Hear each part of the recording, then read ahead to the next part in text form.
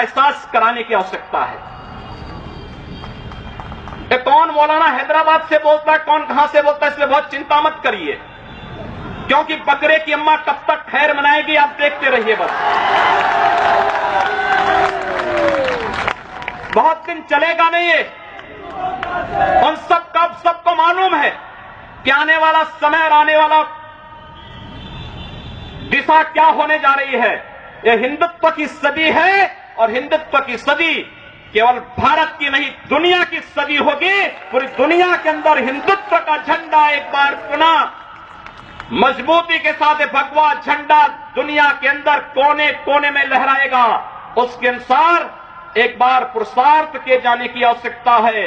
हिंदू कभी निराशावादी नहीं हो सकता है, कभी नहीं।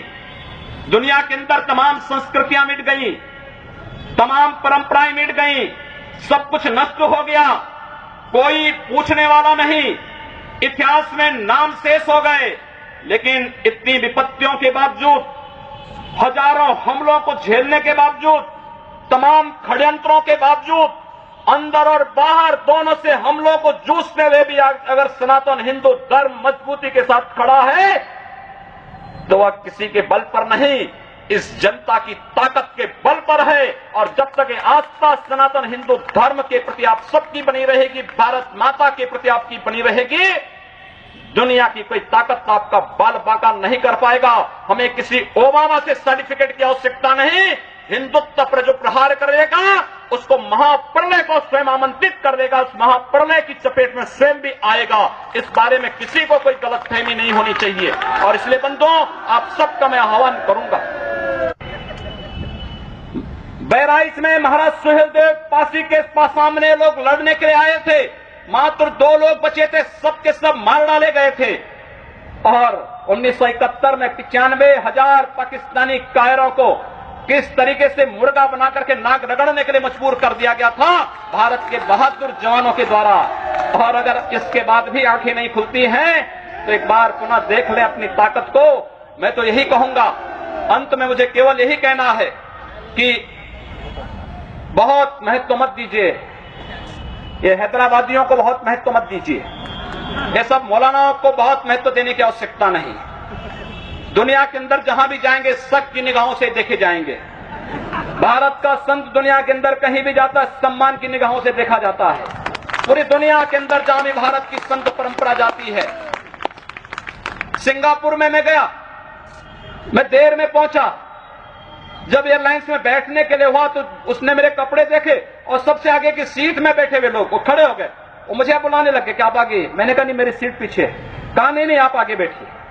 वहां की थाईलैंड में गए, वहां की बस में आगे की 2 सीट तो केवल संतों के लिए है, यानी मुफ्त में यात्रा करिए, जितनी यात्रा कर सकते हैं। दुनिया के अंदर कहीं भी आप जाएंगे भारत की संत परंपरा का सम्मान है और भारतीय नागरिकों का सम्मान है।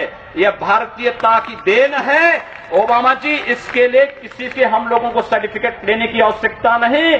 हमारा प्रमाण हमारी विरासत है, हमें जो कुछ भी मिला है वह दुनिया के सामने है। लेकिन याद रखना, अगर कोई हिंदुत्व को छेड़ेगा तो वह मानवता की बर्बादी का संदेश होगा और कुछ नहीं होगा। हिंदुत्व दुनिया के अंदर सुख और शांति का प्रतीक है और विश्व हिंदू परिषद इसका नेतृत्व कर रहा है। विश्व सुरक्षा की गारंटी हो। मैं कहता हूं भारत के मौलानाओं से और भारत के पादरियों से भी, आज ISIS नाम का एक आतंकी संगठन इराक और सीरिया के अंदर जिस निर्ममता के साथ मानवता को कुचल रहा है, वहां पर यजीदी समुदाय के साथ साथ तमाम अल्पसंख्यक समुदायों को बड़ी निर्ममता के साथ काटा जा रहा है। और यही नहीं, शिया मुसलमानों को भी मारा जा रहा है, उसी बर्बरता के साथ काटा जा रहा है। भारत के सब मौलाना मुंह बंद किए हुए हैं, क्योंकि इनको लगता है कि अगर ISIS के खिलाफ बोलेंगे तो वह एक प्रकार से इस्लाम के खिलाफ वक्तव्य होगा। क्या इस्लाम का स्वरूप या बर्बर स्वरूप है इस्लाम का? हम आखिर साबित क्या करना चाहते हैं?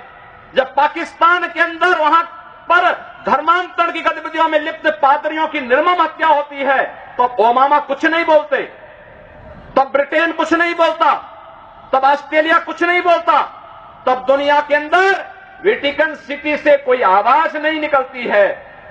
मैं एक दिन पढ़ रहा था मक्का के बारे में, सऊदी अरब के इस पवित्र शहर के बारे में। कहा जाता है कि मक्का में कोई गैर इस्लामिक नहीं जा सकता, कोई गैर मुसलमान वहां नहीं जा सकता। वेटिकन सिटी के बारे में पढ़ रहा था, वहां गैर ईसाई नहीं जा सकता। लेकिन काशी हिंदुओं की सांस्कृतिक राजधानी है, धार्मिक नगरी है। काशी के अंदर सब लोग आ सकते हैं। अब उदार कौन है? यानी हमारी काशी में सब लोग आ सकते हैं, ऊंची ऊंची मीनारें बना सकते हैं, मीनारों से चिल्ला सकते हैं, तो भी हम पर आवाज, तब भी हम पर आरोप लगते हैं। लेकिन सऊदी अरब में, मक्का मदीना में कोई दूसरा नहीं जा सकता, कोई नहीं जा सकता, कोई दूसरा गैर मुस्लिम नहीं जा सकता। वेटिकन सिटी में कोई गैर ईसाई नहीं जा सकता, लेकिन उन पर कोई आरोप नहीं लगता है, आरोप हम पर लगता है। आप उन सच्चाइयों को देखिए।